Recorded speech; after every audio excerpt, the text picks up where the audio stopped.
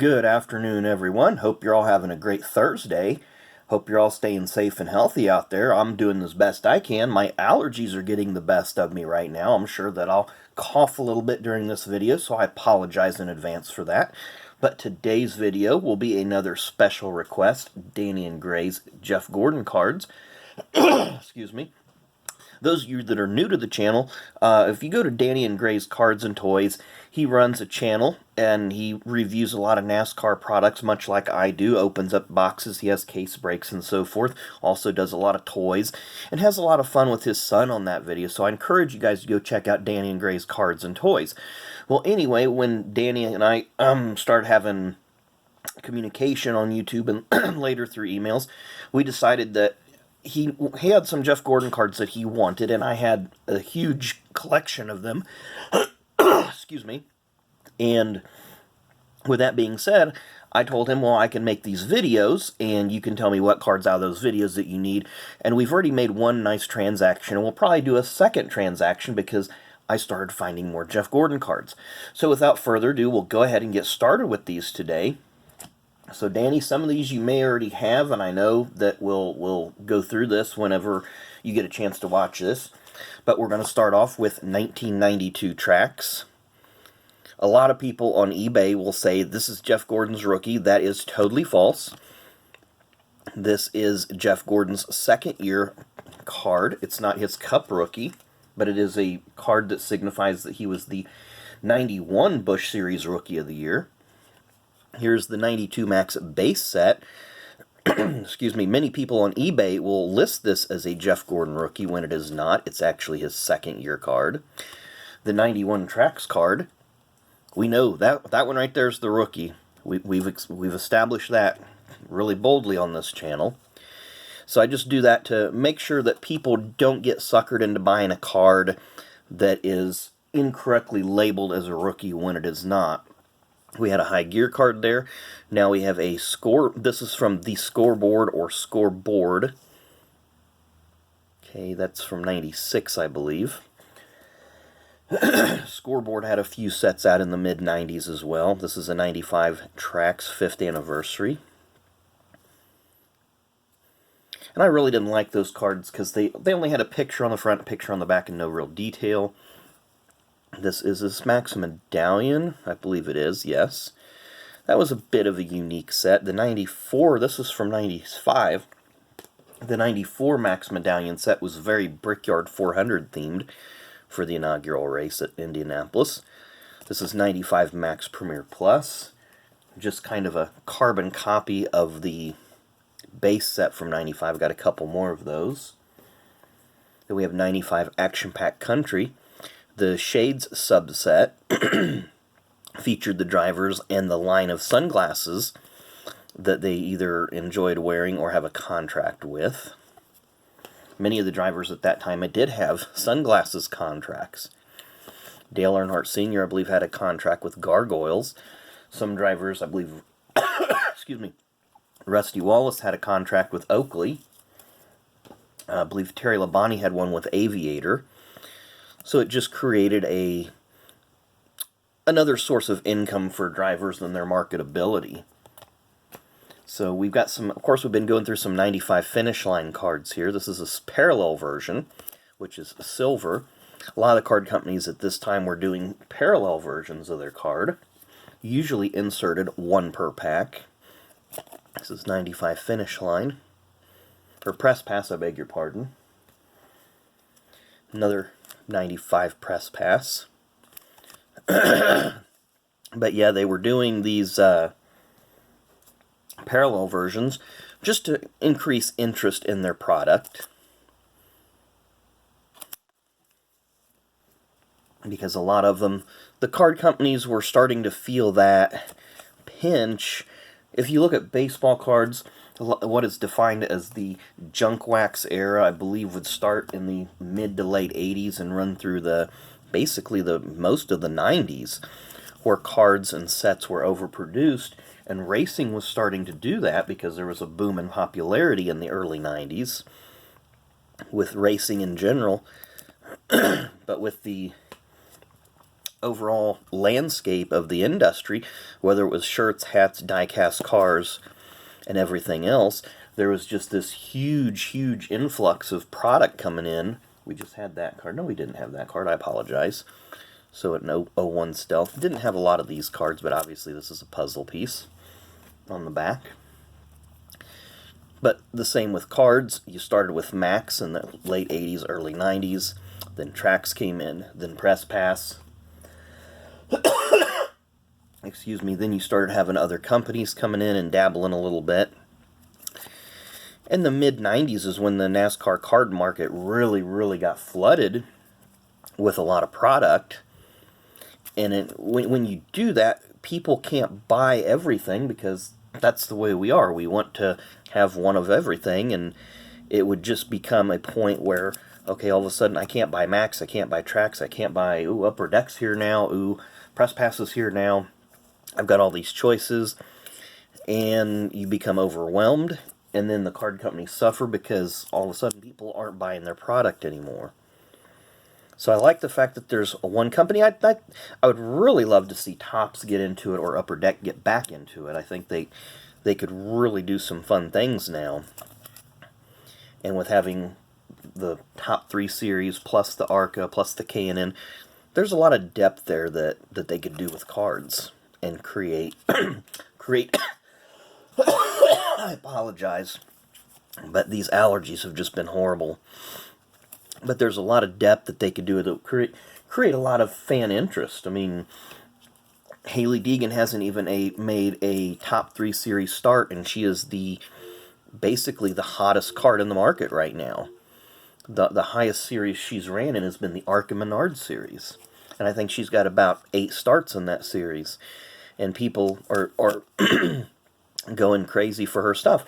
So if you're able to look at the cards and create some interest within the products that you have, you can make one set or like Press Pass, for example, during the 90s and 2000s, the Press Pass regular, they don't have a name for it because it was just a Press Pass set. That's where you would get a lot of your rookies because it was the first set to come out.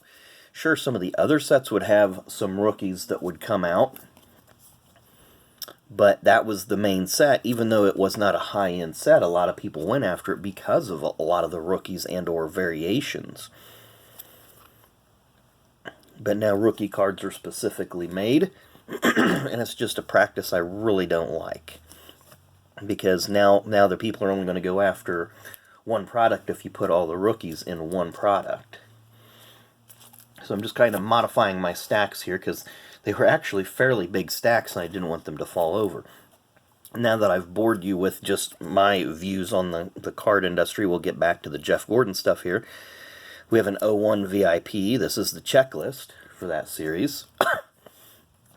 Then we have the 01 VIP base. And hopefully these allergies will clear up soon. I've been up for about an hour. But once I'm up for a couple hours, they generally go away.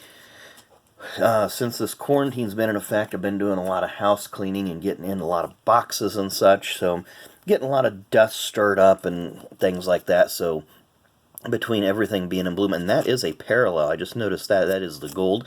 You see the prefix there, G8. I don't think I had a regular version of that anywhere. I do not see one, so that was just the gold. And this one also is a parallel there, and it should be numbered P29. And that was Stealth from 02. Again, I think Stealth and Trackside during this era. Here's another one of those Press Pass funky die cuts that I'm not a fan of. A few of them I like, and then the rest of them is just overkill. When they started putting 3 or 4 die cut sets into every release, I just didn't care for it. Here's 02 Press Pass Stealth Fusion. It's a nice looking card. And then we have another VIP checklist here with Jeff and Jimmy on it. Have another one of those. Sorry about that. Base set VIP 02, I believe. Let's look at that. Yep, O2. So I was doing a lot of collecting of the products during this era. That's why you see a lot of O2 and O3 stuff.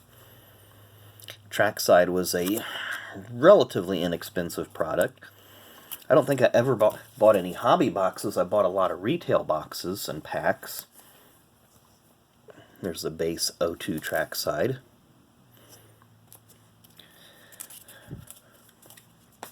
But now a hobby box of O2 Trackside on eBay, excuse me, runs about $70, $80 sometimes. I've seen them as low as $40 or $50, but there's just not anything in the O2 Trackside set that encourages me to buy it. Okay, that's the same one we just had. And we have an O2 High Gear. This is a parallel.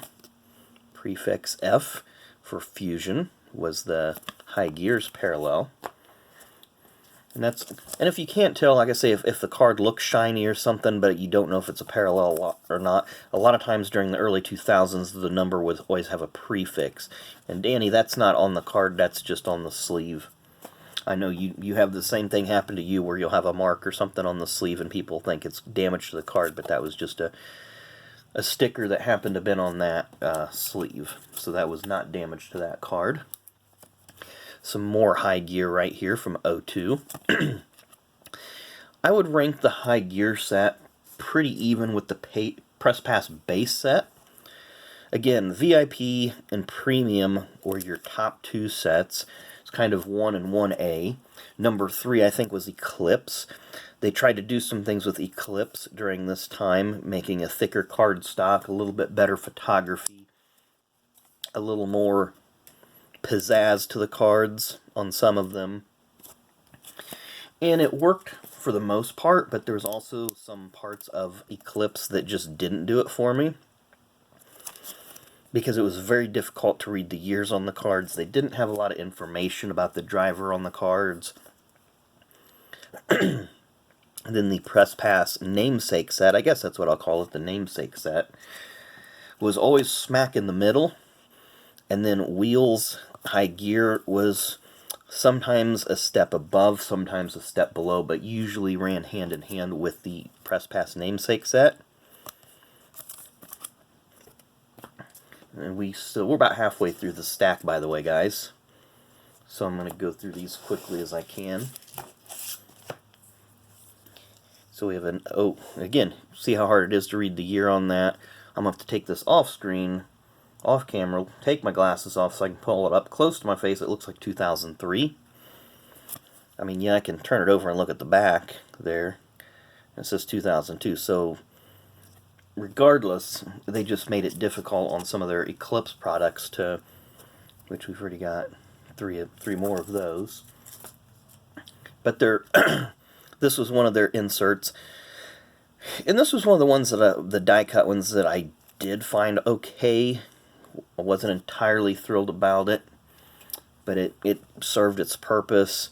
The Racing Champions line, I do like the fact that many drivers got in the set that maybe only had. Of course, Gordon has a lot of cards in the base set,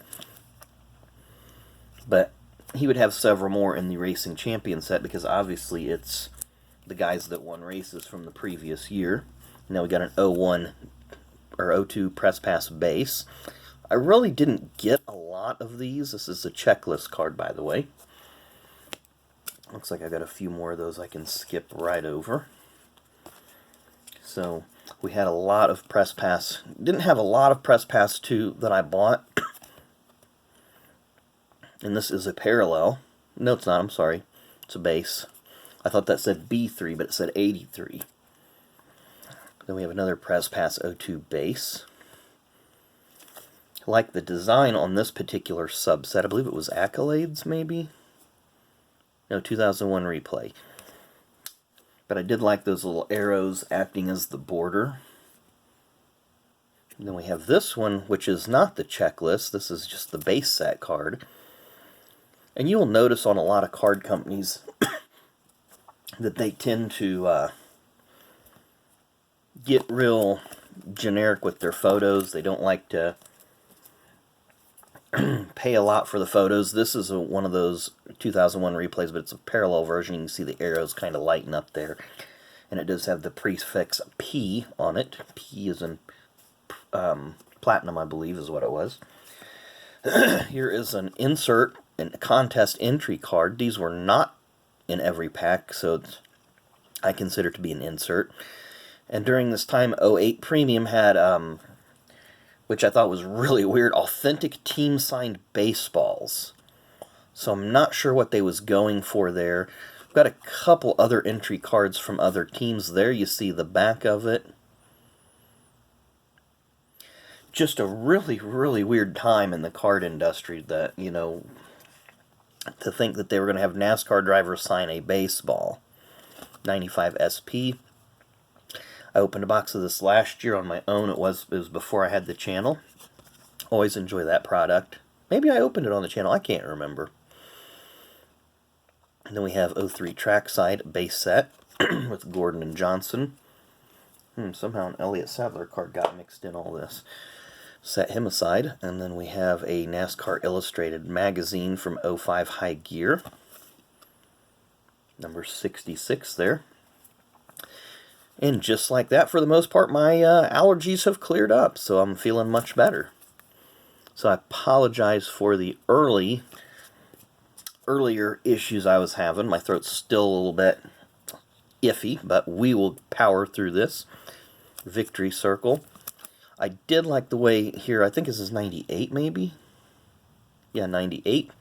I did like the way that Victory Circle put their logo across the bottom. I thought that was pretty sharp.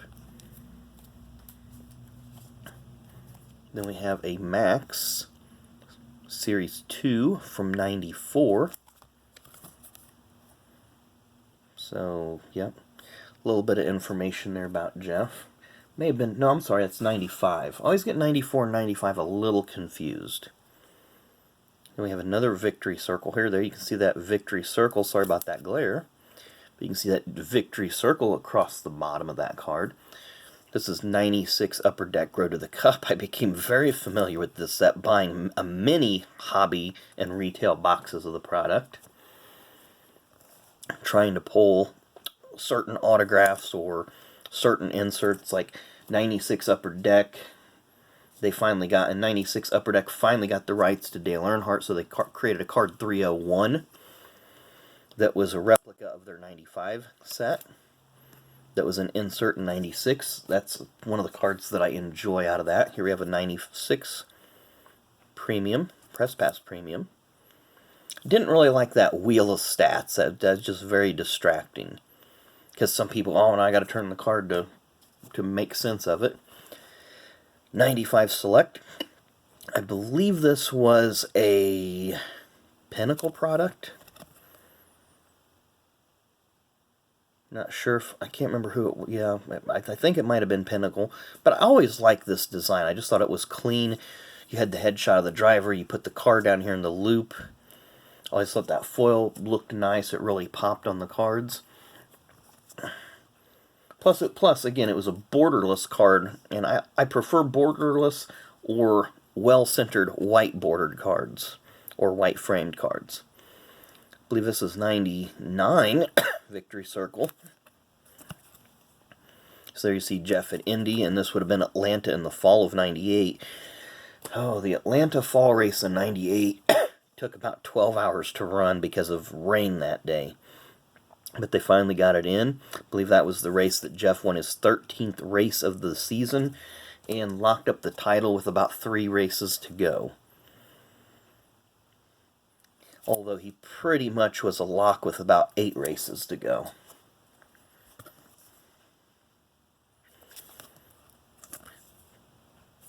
All he really had to do at that point, about 8 races from the conclusion of the 98 season, if he would have just showed up and finished 43rd, his nearest competitor literally would have had to have led the most laps and won the race.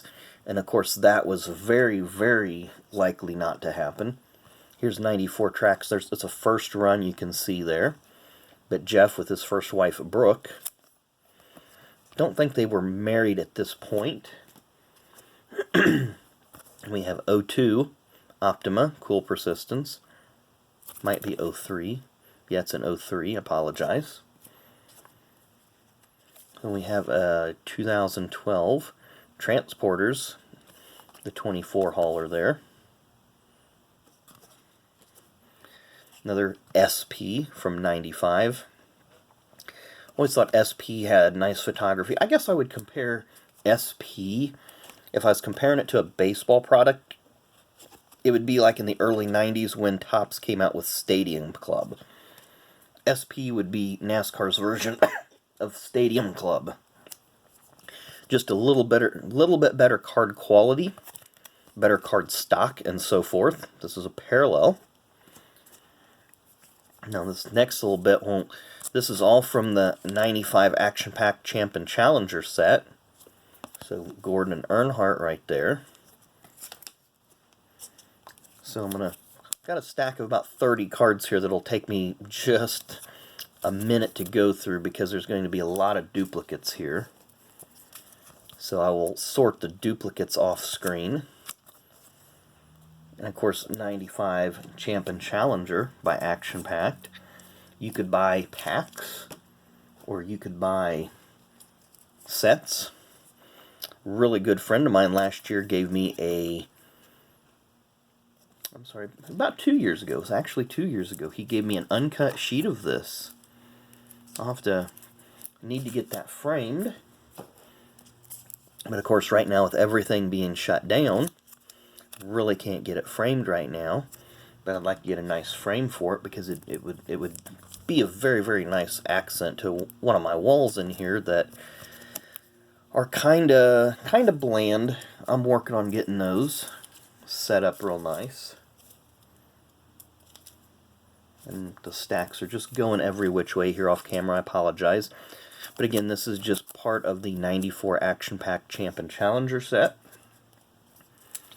which I think was a very, very well done set. There are some really nice cards of Earnhardt in this set as well. Of course, you've seen that first card that I had featured Earnhardt and Gordon, and the Earnhardt cards are black and white. Of course, the Gordon cards here you see are red and green,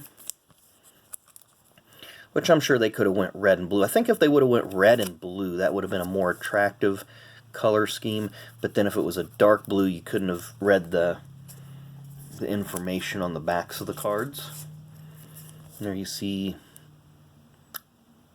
with one of the NASCAR officials, I believe it was Dick Beatty. Oh, it's Papa Joe Hendrick. Okay, well, looked like Beatty for a minute. But regardless, Papa Joe was technically listed as the owner of the 25 car. Papa Joe being, of course, Rick Hendrick's father. So this is action from Daytona. There you see Jeff Bodine, Irvin, Elliott Kowicki there in the back.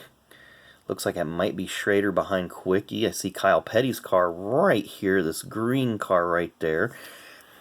And then it's probably Bobby Hamilton in that yellow car right behind Kyle in a very bright Country Time Lemonade car. We have another one here of Jeff, the awards banquet in 93 when he got Rookie of the Year. Maybe it was 94. Don't really remember when he finished 7th or 8th. He finished 8th in points in 94. Then the final one out of this stack, we got two of them here. The Rookie of the Year. So it's 94 Action Pack Champ and Challenger. So yeah, it would have been his rookie season, obviously. Cup rookie season in 93. I'm going to peel a few more off of these other two stacks because I got two more really large stacks. And these stacks are going to take me a minute to go through once we get to those. Then we'll conclude the video once we get through it. We have a 94 Max Medallion. It says coming off turn 1. This is Indianapolis. And they, of course, have changed this section right here a little bit. These grandstands don't exist. This whole set doesn't exist anymore. And this is actually the last couple of corners for the road course, or this is used for the road course, either or, depending on the series. But there's a nice little area that I stand right about in here that's right by the fence that I get some really, really good pictures. But you'll see me, if you ever see me go to the track, and this is a dual driver card, Jimmy Johnson, Jeff Gordon, from 2010 Wheels main event. Then we have a Jeff Gordon, Jimmie Johnson checklist from 2006. Yep. My eyes didn't fail me that time. Then we have another multi-driver card here. Actually got a couple of them. From 08 Stealth, Brigades, Hendrick Motorsports. Then we have a Hendrick Motorsports. I know it's not a Jeff Gordon card, Danny, but it is Hendrick Motorsports. And Jeff's number is represented there on the back. Kind of gives you a little bit of information about Hendrick Motorsports. We have another. Always thought these cards were pretty cool. Come out during an election year. So they came out with these campaign-esque buttons. Hendrick Motorsports 4 drivers. Of course, Casey Mears was pretty short-lived. He had a year in the 25 and a year in the 5, and then kind of threw him to the curb for Kyle Busch. And you have, this is a blue foil version, parallel, also a puzzle piece, number 200.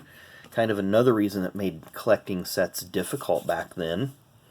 Another multi-driver card, 2011 Element. Of course, this was, I believe this was Mark Martin's last year on that team. Then he would go back to part-time, I believe, with Michael Waltrip Racing to round out his career. Another transporter card for Jeff Gordon. We have another transporter card. So you can see they made a lot of transporter cards for the star drivers. There's always something. I think these are, the transporter cards may have been a little bit more geared towards kids. Because it's always fun when you go to the race and you see all the haulers. You get to watch the hauler parade. This was actually a game from Upper Deck in 2000. Racing Challenge. I think I had a couple packs of those that came in the repack boxes. The 99 Stealth. Tools of the Trade. Parallel of the base set there. We have another hauler card. Excuse me. Then we have this from 95 Action Packed. Gordon, Bobby Labonte, and Terry Labonte. They're pressing the detonation device for the groundbreaking of Texas Motor Speedway, which hopefully will be back in action soon. But we'll see. We have another 95 SP. Again, I compare 95 SP. I compare the SP line to the Stadium Club line in baseball. They always had nice photography. And this is one of the metal cards by Pinnacle in the mid-90s. They thought it would be a great idea to come out with metal cards. And I had a whole slew of them in one of my boxes. And let me tell you why they are not good for sorting, because they are so heavy and clumsy. Just don't like them. And they're a bit heavy. So I'm going to get through as many cards in this little stack here as I can. 96 VIP. I might throw that one out because it's got a little paper loss there. There's a better one, Danny, if you need that one. That one's a lot better. I may end up throwing that other one out because there was a little bit of paper loss on this. And we all know my love for the 96 VIP set. That one's got some paper loss on the back. So I'll look and see if any of these are a little bit better. And this was from when I opened the box of 96 VIP here on the channel. And that UV coating sticks together. Yeah, so these aren't in great shape, Danny. I would not recommend those if you want those. I might have some others in the rest of the stacks if you don't already have it. And this is a checklist from 94 tracks, I believe. 95 tracks. So I've got another one of those. And then I have another checklist with a Jeff on it from 94 tracks. And then it looks like we're going to wrap it up here with this card right here. A checklist from 94 tracks. So once again, I appreciate you guys watching. We are still floating at 86 subs. Approaching that elusive 100 subscriber mark. But when we get there, we're going to give away a card. It's either going to be a Tony Stewart, a Ken Griffey Jr., or a Braun Strowman that you see there on your screen. Those are all rookie cards. When we get to 100 subs, we will give one of those cards away to a lucky subscriber.